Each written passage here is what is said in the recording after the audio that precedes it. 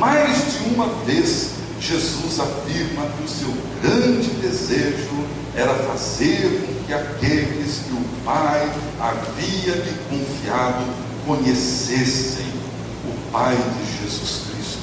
É como se Jesus dissesse: eu vim aqui para introduzir, apresentar vocês ao Pai, para que vocês o conheçam, para que vocês saibam quem é o Pai a quem eu me entrego e diante de quem eu vivo todos os dias.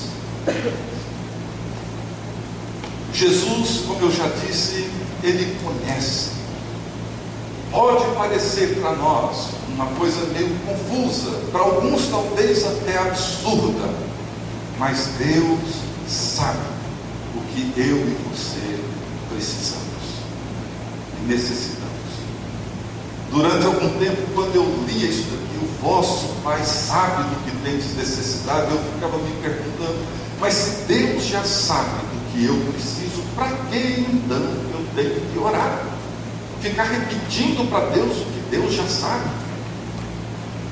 Me parecia uma enorme incongruência, mas a oração que Jesus nos ensina nos ajuda a entender que o que o Pai espera da nossa oração não é informá-lo daquilo que ele sabe, mas participar daquilo que ele tem feito, e participar do reino que ele tem realizado, e participar da glória do seu nome, entrar nesse mundo de Deus e viver a glória desse mundo aqui, no mundo que ele criou. O Pai Nosso é uma oração, antes de tudo, comunitária. Ela rompe drasticamente com o individualismo pós-moderno. Esse individualismo que todo mundo fala, todo mundo reclama, todo mundo questiona, todo mundo critica. Essa oração é uma oração que nos leva para dentro do coração de Deus. No coração de Deus existe uma aliança, e uma aliança com o povo. Deus nunca fez aliança com indivíduos. Deus fez uma aliança com o seu povo. A relação de Deus é sempre uma relação pessoal, mas não individual. A aliança de Deus é com um povo, não com indivíduos. Deus se relaciona com um povo, do qual nós fazemos parte, e se relaciona conosco pessoalmente, mas como parte desse corpo, dessa comunhão, desse povo, desse laos de Deus. E quando nós oramos dizendo: Pai nosso que estás nos céus. O céu, para o judeu do primeiro século, não é um lugar para onde nós vamos depois que a gente morre. Pode ser também, mas o céu representava o governo de Deus, o domínio de Deus. Tanto que nessa oração Jesus não nos ensina a orar dizendo: leva-nos para o teu reino, mas venha a nós o teu reino, venha a nós o governo de Deus. Então eu queria hoje à noite, sem estender muito, eu queria olhar para a primeira petição, amanhã à noite para a segunda e terceira, no sábado de manhã para as três últimas petições dessa oração. Todas elas são extraordinariamente ricas, são extraordinariamente impressionantes. Compreender essa oração causou na minha vida uma profunda revolução na minha compreensão dessa espiritualidade do dia a dia. Por que nós começamos a orar aqui? Por que Jesus nos convida a começar a orar pela santidade de um nome. Que pode parecer para muitos de nós algo muito abstrato. Por que não começar pelo reino de Deus, que é mais concreto, mais objetivo? Por que começar com uma preocupação tão abstrata como um nome santificado numa cultura secularizada como a nossa? Talvez a resposta óbvia é que é aqui que Jesus começa a orar. Veja em João 17, os versos 1 e 4. Jesus, ele ora, a oração sacerdotal, ele começa assim: tendo Jesus falado estas coisas, levantou os olhos ao céu e disse: Pai, é chegada a hora, glorifica o teu Filho, para que o Filho te glorifique a ti. Verso 4: eu te glorifiquei na terra, consumando a obra que me confiaste para fazer. No centro da vida e da missão de Jesus está a sua paixão pela santidade do nome de Deus. Isso fica evidente em todas as orações de Jesus.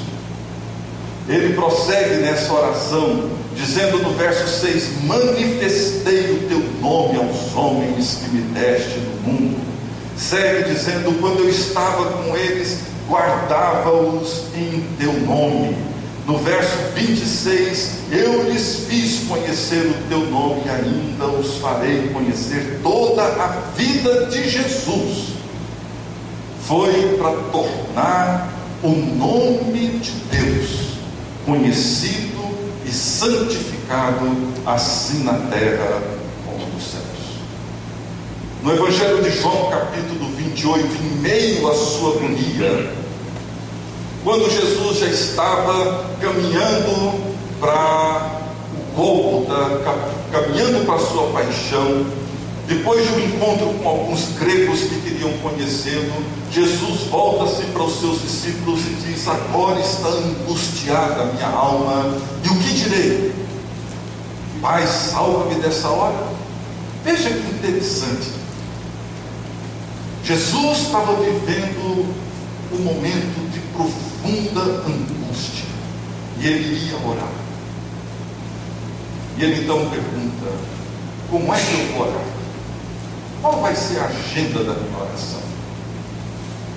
Dizer para Deus: Deus, Pai, salva-me dessa hora, salva-me dessa angústia, salva-me desses dramas que eu estou vivendo. Talvez, ou certamente, a oração minha, ou de todos nós, seria essa. Talvez nós iríamos à frente da igreja e pedir para os pastores da nossa igreja: ore para Deus me livrar dessa hora, dessa angústia, desse sofrimento, dessa paixão, dessa dificuldade, desse drama, dessa luta. Ore para que Deus me livre disso. E Jesus diz: a minha alma está angustiada, e o que eu vou dizer? Pai, salva-me dessa hora. E ele emenda dizendo: não, foi para essa hora, foi para esse fim que eu fui enviado. E então ele ora. E qual foi a oração de Jesus? Pai, glorifica o teu nome. E ele ouve uma voz do céu dizendo: eu já glorifiquei e ainda o glorificarei. Essa é a oração de Jesus. É por aí que Jesus começa. Tudo que Jesus deseja é manifestar entre os homens a glória do nome de Deus, e fazer esse nome conhecido como um nome honrado, um nome glorificado. Por isso que ele faz essa oração. Essa é a oração do Getsemane. Essa é a oração sacerdotal de Jesus. Toda a vida de Jesus é assim. Isso nos remete ao terceiro mandamento, tão pouco levado a sério por nós: não tomarás o nome do Senhor teu Deus em vão, porque o Senhor não terá por inocente o que tomar o seu nome em vão. irmão. O que é que isso significa? Nós sabemos que o nome no mundo da Bíblia era mais do que vocábulos.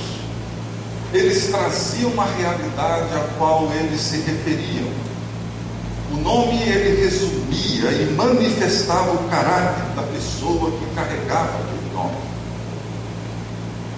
O nome de Deus revela o caráter de Deus. Portanto, conhecer o nome de Deus é conhecer o próprio Deus, com seus atributos. O nome de Jesus vem da raiz de Josué, que significa o Senhor salva. Ele será chamado de Jesus, porque salvará o seu povo dos seus pecados. Ele é o Yeshua, ele é aquele que vem para salvar. Moisés perguntou: o que eu devo dizer quando me perguntarem quem foi que me enviou? E Deus responde dizendo: eu sou o que sou. O eu sou me enviou a vós outros. Veja bem, meus queridos irmãos e irmãs, tomar o nome de Deus em vão é muito mais do que brincar com o nome de Deus, dizê-lo numa roda, fazer o uso dele num ambiente que não diz respeito a isso. Não, é mais do que isso. Diz respeito ao uso do nome de Deus para aquilo que o nome de Deus não se presta a fazer. Muitas vezes nós pedimos para Deus fazer aquilo que Deus jamais faria. Eu uma vez vi um amigo meu orando, voltando dos Estados Unidos com um mundo de mala, um mundo de compra, e chegando no aeroporto aqui no Brasil, ele orando para Jesus fechar os olhos dos fiscais, para ele não ter que pagar nenhuma multa. Gente, isso é tomar o nome de Deus em vão. Isso é tomar, ou seja, é invocar o nome de Deus para ele fazer aquilo que ele não se presta a fazer, que ele jamais faria. É aquele pai ou aquela mãe que, para aquele filho que nunca estudou, que brincou e de repente vai fazer o vestibular ou uma outra prova, Jesus pega a mão do meu filho, marca as respostas certas, ele precisa entrar na faculdade. Isso é tomar o nome de Deus em vão. Nós tratamos Deus como ele se fosse um moleque de recado, como se fosse uma força poderosa atuando para atender os caprichos de um ego infantil, egoísta. Oramos para Deus realizar injustiças. Oramos para Deus preservar. Em Brasília eu vejo muito isso. Gente orando para Deus preservar empregos fantasmas. Já vi muita gente chegando e dizendo: ore pelo meu filho, que um deputado arrumou uma boca para ele, ele mal aparece lá, mas isso tem dado uma ajuda boa para ele, etc. Ore para ele não perder esse emprego. Gente, quantas vezes nós temos tomado o nome do Senhor? Quantas vezes temos desenvolvido mecanismos de manipulação para fazer com que Deus atue, haja a meu favor, mesmo que outros sofram com isso? Eu tenho uma amiga muito querida na minha igreja, e era uma pessoa é uma jornalista, e ela tem uma habilidade, ela pensa muito rápido, e um dia encontrou com uma amiga na rua, uma amiga crente, que ela havia conhecido já há muitos anos. E ela encontrou com essa amiga e conversa, vem. Na hora de despedir, a amiga disse: olha, eu preciso ir rápido, que eu estou atrasada para o culto da minha igreja, e hoje à noite é culto de prosperidade. Alguma coisa, ela deu um nome para isso. Aí essa minha amiga perguntou: mas do que se trata isso? Não, o pastor vai orar para a gente ter sucesso na vida, para a gente ter um emprego melhor, ganhar melhor, etc.